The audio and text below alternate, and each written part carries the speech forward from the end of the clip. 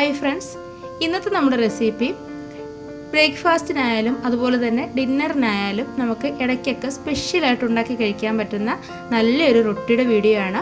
നല്ല ലെയറുകളോട് കൂടിയതും അതുപോലെ തന്നെ നല്ല സോഫ്റ്റ് ആയിട്ടുള്ളതും വളരെ ടേസ്റ്റി ആയിട്ടുള്ളതുമായ ഒരു റൊട്ടിയാണിത്. നമുക്കിത് വീട്ടിലെ കുറഞ്ഞ ചേരുവകൾ കൊണ്ട് തന്നെ പെട്ടെന്ന് തന്നെ തയ്യാറാക്കാവുന്നതാണ്. അപ്പോൾ എല്ലാവർക്കും ഇത് ഇഷ്ടപ്പെടും. വീഡിയോ സ്കിപ്പ് ചെയ്യാതെ കാണുക. നമുക്ക് വീഡിയോയിലേക്ക് പോകാം. ഞാനൊരു മിക്സിയുടെ ജാറിലേക്ക് 2 കപ്പ് ചോറ് ചേർത്ത് കൊടുക്കുന്നുണ്ട്.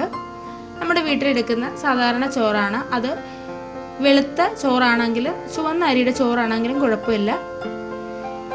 ഇനി നമ്മൾ ചോറ് ചേർത്ത് കൊടുത്ത അതേ കപ്പിന് തന്നെ 1 കപ്പ് വെള്ളമാണ് ചേർക്കുന്നത്. 2 കപ്പ് ചോറിന് 1 കപ്പ് വെള്ളം എന്ന അളവിലാണ് നമ്മളിത് എടുക്കേണ്ടത്. ഇനി ഇത് നല്ല ഫൈൻ പേസ്റ്റായിട്ട് നമുക്കൊന്ന് അരച്ചെടുക്കണം. തരികളൊന്നും ഇല്ലാതെ ഇതിനകത്തോട്ട് ഇനി വെള്ളമൊന്നും ഒഴിച്ചു കൊടുക്കരുത്. അപ്പോൾ അതാണ്ട് നല്ല ഫൈൻ പേസ്റ്റായിട്ട് ഞാനിവിടെ അരച്ചെടുത്തിട്ടുണ്ട്. തരികളൊന്നും ഇല്ലാതെ തന്നെയാണ് അരച്ചെടുത്തിരിക്കുന്നത്. അപ്പോൾ നമുക്കിതൊരു സൈഡിലോട്ടൊന്ന് മാറ്റി വെക്കാം. ഇനി നമുക്ക് ആവശ്യമായിട്ടുള്ളത് മൈദപ്പൊടിയാണ്. ഒരു പാത്രത്തിലേക്ക് ഞാൻ 4 കപ്പ് മൈദപ്പൊടി എടുക്കുന്നുണ്ട്. നമ്മൾ ചോറും വെള്ളവും എടുത്ത അതേ കപ്പിന് തന്നെയാണ് നമ്മൾ മൈദപ്പൊടി ചേർത്ത് കൊടുക്കുന്നത്. അതിലേക്ക് ആവശ്യത്തിനുള്ള ഉപ്പും കൂടി ചേർത്ത് നല്ല രീതിയിലൊന്ന് മിക്സ് ചെയ്ത് കൊടുക്കുക.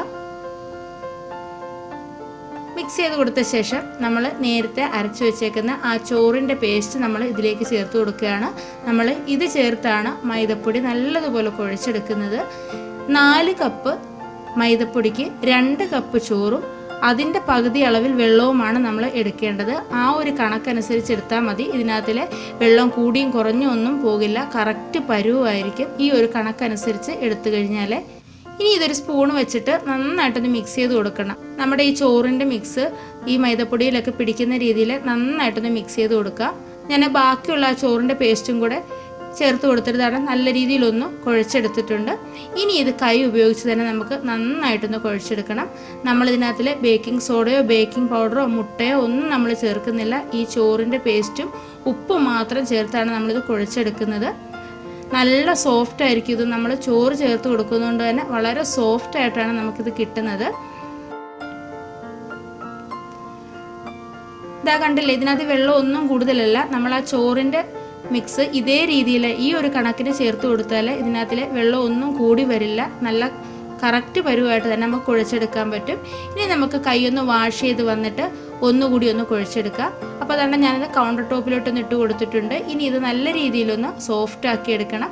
ഒരുപാട് നേരമൊന്നും കുഴച്ചെടുക്കേണ്ട ആവശ്യമില്ല. കാരണം നമ്മളിതിനകത്ത് ചോറ് ചേർത്തത് കൊണ്ട് തന്നെ നമുക്ക് ഒരുപാടൊന്നും കുഴച്ചെടുക്കേണ്ട ആവശ്യമില്ല. കുറച്ച് എണ്ണയൊന്ന് കയ്യിലൊന്ന് തടകിയ ശേഷം ഒന്ന് കുഴച്ചെടുത്ത് വരാം. ഇത് എല്ലാവർക്കും ഇഷ്ടപ്പെടുന്ന നല്ലൊരു റൊട്ടിയാണ് കേട്ടോ. കുട്ടികൾക്കൊക്കെ ആണെങ്കിൽ ഒരുപാട് ഇഷ്ടമാകും. നമ്മുടെ ആ പൊറോട്ടയും അതുപോലെ ബട്ടർ നാനും ഒക്കെ കഴിക്കുന്നതിനെക്കാട്ടും നല്ല ടേസ്റ്റാണിത് കഴിക്കാനായിട്ട്. നമ്മുടെ വീട്ടിലെ ഗസ്റ്റൊക്കെ വരുന്ന സമയത്ത് തയ്യാറാക്കി കൊടുക്കാൻ വളരെ നല്ല ഒരു ഐറ്റമാണിത്. നല്ല ടേസ്റ്റുമാണ് കേട്ടോ. 2-3 മിനിറ്റ് ഇതുപോലെ ഒന്ന് സോഫ്റ്റായിട്ട് കുഴച്ചെടുത്തിട്ടുണ്ട്. ഇനി ഇതിൻ്റെ മുകളിലേക്ക് കുറച്ച് എണ്ണയൊന്ന് തടവി കൊടുത്തിട്ട് ഒരു അരമണിക്കൂർ നമുക്കൊന്ന് റെസ്റ്റ് ചെയ്യാനായിട്ട് വെക്കാം. സമയമുണ്ടെങ്കിൽ 1 മണിക്കൂർ വെക്കാം, ഇല്ലെന്നുണ്ടെങ്കിൽ അരമണിക്കൂർ വെച്ചാലും മതി. അപ്പോൾ അതാണ്ട് ഞാനൊരു അരമണിക്കൂർ ഒന്ന് റെസ്റ്റ് ചെയ്യാനായിട്ടൊന്ന് വെക്കുന്നുണ്ട്. ഇപ്പോൾ അതാണ്ട് ഒരു അരമണിക്കൂർ കഴിഞ്ഞിട്ടുണ്ട്. നമ്മുടെ മാവൊക്കെ നല്ലതുപോലെ സോഫ്റ്റ് ആയിട്ട് വന്നിട്ടുണ്ട്.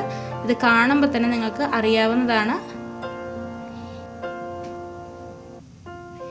ഇനി ഇത് നമുക്ക് കൗണ്ടർ ടോപ്പിലോട്ട് ഇട്ട് കൊടുത്തിട്ട് ഒന്നുകൂടി നന്നായിട്ടൊന്ന് കുഴച്ചെടുക്കാം. ഇനി നമ്മൾ ഒരുപാട് നേരമൊന്നും കുഴക്കേണ്ട, 1-2 മിനിറ്റ് ഒന്ന് കുഴച്ചാൽ മതി കേട്ടോ. ആവശ്യമെന്നുണ്ടെങ്കിൽ കുറച്ച് എണ്ണ നമ്മുടെ കയ്യിൽ തടകിയിട്ട് ഇതേ ഷേപ്പിലൊന്ന് ചെയ്തെടുക്കാം. നീളത്തിൽ ദാണ്ട് ഇതുപോലെ ഞാനൊന്ന് ചെയ്തെടുക്കുന്നുണ്ട്. ഇനി ഇത് നമുക്ക് ചെറിയ ചെറിയ പീസസ് ആയിട്ടൊന്ന് കട്ട് ചെയ്തെടുക്കണം. നമ്മുടെ ചപ്പാത്തിക്കൊക്കെ എടുക്കുന്നതിനെക്കാട്ടിൽ കുറച്ചുകൂടെ വലിപ്പത്തിൽ വേണം നമ്മളിത് ചെയ്തെടുക്കാൻ. 2 ചപ്പാത്തിയുടെ മാവ് എടുക്കുന്ന ആ ഒരു രീതിയിൽ നമുക്കിത് കട്ട് ചെയ്തെടുക്കാം കേട്ടോ. കുറച്ച് വലുതായിട്ട് വേണം നമ്മൾ ഈ മാവ് കട്ട് ചെയ്തെടുക്കാനായിട്ട്. എന്നിട്ടിത് നല്ലതുപോലെ നമ്മുടെ കയ്യിൽ വെച്ചിട്ട് ഓരോന്നും നല്ലതുപോലെ ഒന്ന് ഉരുട്ടിയെടുക്കണം. അപ്പോൾ ഇതെല്ലാം നമുക്കൊന്ന് ബോൾസാക്കി വെക്കാം. അപ്പോൾ ഇതെല്ലാം ബോൾസാക്കി വെച്ചിട്ടുണ്ട്. ഇനി നമുക്കൊന്ന് പരത്തിയെടുക്കണം. അതിനുവേണ്ടി ഞാൻ കൗണ്ടർ ടോപ്പിലോട്ട് കുറച്ച് മൈദപ്പൊടി ഒന്ന് സ്പ്രെഡ് ചെയ്ത് കൊടുത്തിട്ട് ഇതുപോലെ ഒന്ന് പരത്തിയെടുക്കുന്നുണ്ട്. തിരിച്ചും മറിച്ച് വിട്ടിട്ട് നമുക്ക് ചപ്പാത്തിക്കൊക്കെ പരത്തുന്ന പോലെ ഒന്ന് പരത്തിയെടുക്കാം. സ്ക്വയർ ഷേപ്പിൽ പരത്തിയെടുക്കാൻ പറ്റുമെന്നുണ്ടെങ്കിൽ അത്രയും നല്ലത്. ഒരു ഓവൽ ഷേപ്പിലൊക്കെ പരത്തിയെടുത്താലും മതി കേട്ടോ. അപ്പോൾ ഒരുപാടങ്ങ് കനം കുറഞ്ഞു പോകരുത്. അതുപോലെ ഒരുപാട് കനം കൂടി പോവുകയും ചെയ്യരുത്. അപ്പോൾ അതാണ്ട് ഞാൻ ഈ ഒരു രീതിയിലൊന്ന് പരത്തി എടുത്തിട്ടുണ്ട്. ഇനി ഇതിലേക്ക് ഞാൻ കുറച്ച് എണ്ണയൊന്ന് സ്പ്രെഡ് ചെയ്ത് കൊടുക്കുന്നുണ്ട്. ഈ എണ്ണ സ്പ്രെഡ് ചെയ്ത് കൊടുത്ത ശേഷം ഇതേപോലെ കുറച്ച് മൈദപ്പൊടിയും കൂടി ഇതിൻ്റെ മുകളിലോട്ടൊന്ന് സ്പ്രെഡ് ചെയ്ത് കൊടുക്കണം. മൈദപ്പൊടി ഇട്ട് കൊടുത്ത ശേഷം നമ്മുടെ ഈ ഷീറ്റിൻ്റെ ഒരു വശം ഉള്ളിലേക്കൊന്ന് മടക്കി വെച്ച് കൊടുക്കുക. മടക്കി വെച്ച് കൊടുത്ത ശേഷം നമ്മൾ നേരത്തെ ചെയ്തതുപോലെ തന്നെ കുറച്ച് എണ്ണയൊന്ന് തേച്ച് കൊടുക്കുക. അതിനുശേഷം കുറച്ച് മൈദപ്പൊടിയും കൂടി ഒന്ന് ഇട്ട് കൊടുക്കുക. ഇനി മറു സൈഡും ഇതേപോലെ മടക്കി അതിൻ്റെ മുകളിലേക്ക് വെച്ച് കൊടുക്കുക. എന്നിട്ട് നമ്മൾ നേരത്തെ ചെയ്തതുപോലെ എണ്ണയും അതേപോലെ തന്നെ മൈദപ്പൊടിയും കൂടി ഒന്ന് സ്പ്രെഡ് ചെയ്ത് കൊടുക്കുക. നമ്മൾ ഇങ്ങനെ ചെയ്തെങ്കിൽ മാത്രമേ നല്ല ലെയേഴ്സായിട്ട് നമുക്ക് കിട്ടുകയുള്ളൂ കേട്ടോ. മൈദപ്പൊടിയും എണ്ണയും നമ്മൾ ഇതുപോലെ തന്നെ ചെയ്ത് കൊടുക്കണം കേട്ടോ. അപ്പോൾ അതാണ്ട് ഇതിൻ്റെ ഒരു സൈഡ് ഞാൻ ഇനി ഒന്നുകൂടി ഒന്ന് മടക്കി വെച്ചിട്ടുണ്ട്. എന്നിട്ട് എണ്ണയും അതേപോലെ മൈദപ്പൊടിയും കൂടി ഇട്ട് കൊടുക്കുന്നുണ്ട്. എന്നിട്ട് മറു സൈഡ് അതിൻ്റെ മുകളിലേക്കൊന്ന് വെച്ച് കൊടുക്കുന്നുണ്ട്. അപ്പോൾ അതാണ്ട് ഇതേ രീതിയിലാണ് നമ്മളിത് ചെയ്തെടുക്കുന്നത്. ഇങ്ങനെ ചെയ്തെടുക്കുമ്പോൾ മാത്രമേ നമുക്ക് നല്ല ലേയേഴ്സായിട്ട് കിട്ടത്തുള്ളൂ. അപ്പോൾ ഇതുപോലെ നമുക്ക് ഒരു 6-7 എണ്ണം ഒന്ന് ചെയ്തെടുക്കാം. ഇനി നമ്മൾ ഉരുട്ടി വെച്ചേക്കുന്ന ഈ ബോൾസൊക്കെ ഡ്രൈ ആയി പോകുന്നുണ്ടെങ്കിൽ ഒരു നനഞ്ഞ ടവൽ ഇതിൻ്റെ മുകളിലേക്ക് നമുക്ക് ഇട്ട് വെക്കാം കേട്ടോ. അപ്പോൾ അതാണ്ട് അടുത്തത് ഞാൻ ഇതുപോലെ പരത്തി എടുക്കുന്നുണ്ട്. എന്നിട്ട് നമ്മൾ നേരത്തെ ചെയ്തതുപോലെ തന്നെ എണ്ണയും അതേപോലെ മൈദപ്പൊടിയും ഇട്ട് കൊടുത്ത് വളരെ പെട്ടെന്ന് തന്നെ നമുക്ക് ചെയ്തെടുക്കാം. അങ്ങനെ ഒരു 6-7 എണ്ണം നമുക്ക് പെട്ടെന്നൊന്ന് ചെയ്തെടുത്തിട്ട് നമുക്കിത് ഉണ്ടാക്കിയെടുക്കാം. ഇനി നമുക്കിത് നന്നായിട്ടൊന്ന് പരത്തിയെടുക്കണം. അപ്പോൾ ഇത് പരത്തിയെടുക്കുന്നതിനായിട്ട് ഞാൻ കുറച്ച് മൈദപ്പൊടിയും കൂടെ ഇതുപോലെ ഒന്ന് ഇട്ട് കൊടുക്കുന്നുണ്ട്. എന്നിട്ട് വളരെ തിന്നായിട്ട് നല്ല സ്ക്വയർ ഷേപ്പിൽ തന്നെ നമുക്കിത് പരത്തിയെടുക്കാം. ആദ്യം ഇതേപോലെ ഒന്ന് നീളത്തിലൊന്ന് പരത്തിയെടുത്തിട്ട് ഇതൊന്ന് തിരിച്ചു വെച്ച് കൊടുത്തിട്ട് ഒന്ന് പരത്തിയെടുത്താൽ മതി. അപ്പോൾ നല്ല സ്ക്വയർ ആയിട്ട് തന്നെ നമുക്കിത് കിട്ടും. തിരിച്ചും മറിച്ചും ഇട്ട് കൊടുത്തിട്ട് കനം കുറച്ചിട്ട് ഇതേ രീതിയിൽ സ്ക്വയർ ഷേപ്പിലൊന്ന് പരത്തിയെടുത്തിട്ടുണ്ട്. അപ്പോൾ ഈ ഇരിക്കുന്നതെല്ലാം നമുക്ക് ഇതേപോലെ തന്നെ ഒന്ന് പരത്തിയെടുത്തിട്ട് വരാം. എല്ലാം ഞാനിവിടെ പരത്തിയെടുത്തിട്ടുണ്ട്. ഇനി നമുക്കിത് ഉണ്ടാക്കാനായിട്ട് തുടങ്ങാം. ഒരു പാൻ അടുപ്പത്ത് വെച്ചിട്ട് നന്നായിട്ടൊന്ന് ചൂടാക്കിയിട്ടുണ്ട്. ഇനി ഈ ചൂടായ പാനിലേക്ക് നമ്മൾ എടുത്തു വെച്ചിരിക്കുന്നതിൽ നിന്നും ഒരു ഷീറ്റ് ഇട്ട് കൊടുക്കുന്നുണ്ട്. ഇനി ഇത് ഒരു ചെറിയ ബബിൾസ് ഒക്കെ വരാൻ തുടങ്ങുന്ന ആ ഒരു സമയത്ത് ഇതിലേക്ക് നമുക്ക് കുറച്ച് ഓയിലൊന്ന് ഒഴിച്ചു കൊടുക്കാം. ഒരു മീഡിയം ഫ്ലെയിമിൽ വെച്ച് വേണം നമ്മളിത് ചെയ്യാനായിട്ട് കേട്ടോ. എണ്ണ ഇതുപോലൊന്ന് ഒഴിച്ചു കൊടുത്ത ശേഷം നമുക്കിതൊന്ന് തിരിച്ചിട്ട് കൊടുക്കാം. തിരിച്ചിട്ട് കൊടുത്ത ശേഷം മറു സൈഡിൽ നമ്മൾ കുറച്ച് ഓയിൽ ഇതുപോലൊന്ന് ഒഴിച്ചു കൊടുക്കുന്നുണ്ട്. എന്നിട്ട് ചട്ടുക കൊണ്ട് താണ്ട് ഇതേപോലെ ഒന്ന് പ്രസ് ചെയ്ത് കൊടുക്കണം. ഇതേപോലെ ഒന്ന് പ്രസ് ചെയ്ത് കൊടുക്കുമ്പോഴാണ് നല്ലതുപോലെ ഇത് പൊങ്ങി വരുന്നത്.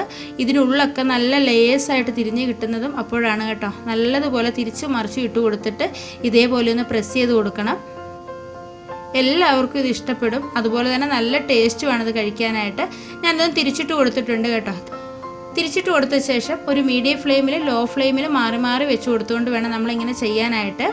അപ്പോൾ അതാണ്ട് നല്ല രീതിയിലൊന്ന് പൊങ്ങി വന്നിട്ടുണ്ട്. ഇനി മറു സൈഡ് ഒന്നുകൂടി ഒന്ന് തിരിച്ചിട്ട് കൊടുക്കുന്നുണ്ട്. ഇതാ കണ്ടില്ലേ, നല്ല ഗോൾഡൻ കളറായിട്ട് വന്നിട്ടുണ്ട്. ഈ ഒരു രീതിയിലാണ് ഇത് ഉണ്ടാക്കിയെടുക്കേണ്ടത്. രണ്ട് സൈഡും നല്ല ഗോൾഡൻ കളറായിട്ട് വരും. മറു സൈഡും ആയിട്ടുണ്ട്. നമ്മുടെ ഈ പാനൊന്ന് ചൂടായി കഴിയുമ്പോൾ തന്നെ വളരെ പെട്ടെന്ന് നമുക്കിത് ഓരോന്നും ചെയ്തെടുക്കാവുന്നതാണ്. അപ്പോൾ ഇനി നമുക്ക് ബാക്കിയുള്ളതും കൂടി ഒന്ന് ചെയ്തെടുക്കാം. അപ്പോൾ നമ്മുടെ റൊട്ടിയെല്ലാം ഇവിടെ ചെയ്തെടുത്തിട്ടുണ്ട്. ഇതിന് നമ്മൾ യമനി റൊട്ടി എന്നാണ് പറയുന്നത്. ഇത് നല്ല ലേയേഴ്സായിട്ട് നമുക്കിത് എടുക്കാവുന്നതാണ്. ഓരോ ലെയറും നല്ല തിന്നായിരിക്കും, അതേപോലെ നല്ല സോഫ്റ്റും ആയിരിക്കും. അപ്പോൾ ഇന്നത്തെ വീഡിയോ എല്ലാവർക്കും ഇഷ്ടമായല്ലോ. വീഡിയോ ഇഷ്ടമായിട്ടുണ്ടെങ്കിൽ ലൈക്ക് ചെയ്യാനും ഷെയർ ചെയ്യാനും കമൻറ്റ് ചെയ്യാനും നമ്മുടെ ചാനലൊന്ന് സബ്സ്ക്രൈബ് ചെയ്ത് സപ്പോർട്ട് ചെയ്യാനും മറക്കരുത്. അപ്പോൾ നമുക്ക് അടുത്തൊരു വീഡിയോയുമായിട്ട് വളരെ പെട്ടെന്ന് തന്നെ കാണാം. അതുവരേക്കും ബൈ. Thank you.